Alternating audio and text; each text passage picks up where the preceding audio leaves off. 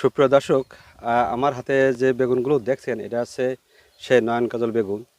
যে বেগুনের ধরন আসলে অসাধারণ ধরন। তো এগুলো সব বীজ বেগুন। তো আমরা যদি এটা মেপে দেখি যে এই বীজ বেগুনগুলো ওজন কতটুকু, তো আমরা একটু দেখি একটু। দাদা, এই বীজ বেগুনের ওজন কতটুকু হবে একটা মনে হয়? অনুমান 700 গ্রাম। 700 গ্রাম, 600 গ্রাম। হ্যাঁ, 600-700 গ্রাম এরকম ওজন হবে। আচ্ছা, এই বেগুনের, হ্যাঁ দর্শক, এই বেগুনটার ওজন 645 গ্রাম। তো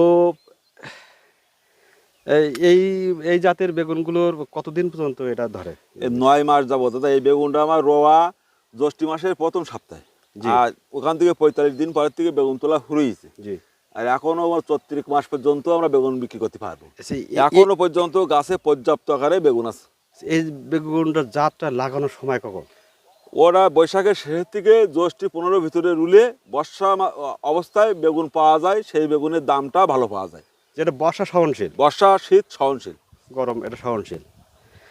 আচ্ছা, এই যে বেগুনটার বীজটা আপনি করেছেন, এটা বীজ কিভাবে তৈরি করেন একটু?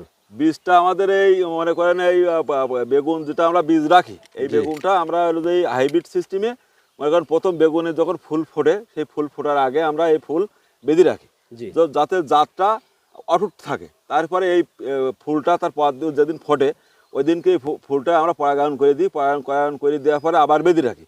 বেঁধে রাখার পরে তারপরে যে হলো যে বেগুন আকৃতিতে আসলে তারপরে আমরা সেই ইয়েটা খুলে দিই। দিয়ে আমাদের ওই জন্যই বেগুনটা জাতটা এখনো পর্যন্ত আছে। 15 বছর যাবৎ এই বেগুনের চাষ করতেছি। আজও পর্যন্ত এই বেগুনের আমাদের এই সিস্টেমে রাখার কারণে আমাদের এই জাতটা এখনো পর্যন্ত অটুট আছে। আচ্ছা, এই বেগুনের বীজটা আপনি এই কৃষকের মাঝে কিভাবে তুলে ধরছেন? কৃষকের মাঝে এই বীজ তো মূলত আমি একজন কৃষক। আমি দিচ্ছেন কিভাবে? এই বছরই প্রথম এই বীজের সাথে সম্পৃক্ত হয়েছি অনেকে অনুরোধে, যে দাদা আমার কিছু বেগুনের বীজ দিয়ে। বহুত জায়গা থেকে ফোন দেয়, যে কারণে সেই কারণে আমার এবছর কিছু বেগুন রাখা আছে। বীজটা আমরা কুরিয়ার করে দিচ্ছি সুন্দরবন কুরিয়ারে। মনে করেন 1 পিস বেগুনের দাম নিচ্ছে, এই যে 1 পিস বেগুন, এই 1 পিস বেগুনের দাম নিচ্ছে 500 টাকা।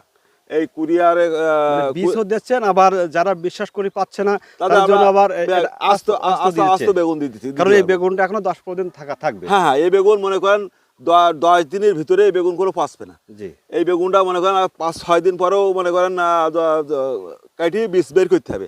অনেকের বিশ্বাস থাকে না যে বীজ জিনিসটা হলেও মনে করেন ভালো বীজ না হলে ভালো ফল হয় না।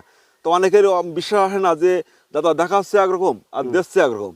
যার মনে বিশ্বাস কম সে যদি মনে করে যে আমি আস্ত বেগুন নেবো, তার আমি বেগুন দিতে পারবো।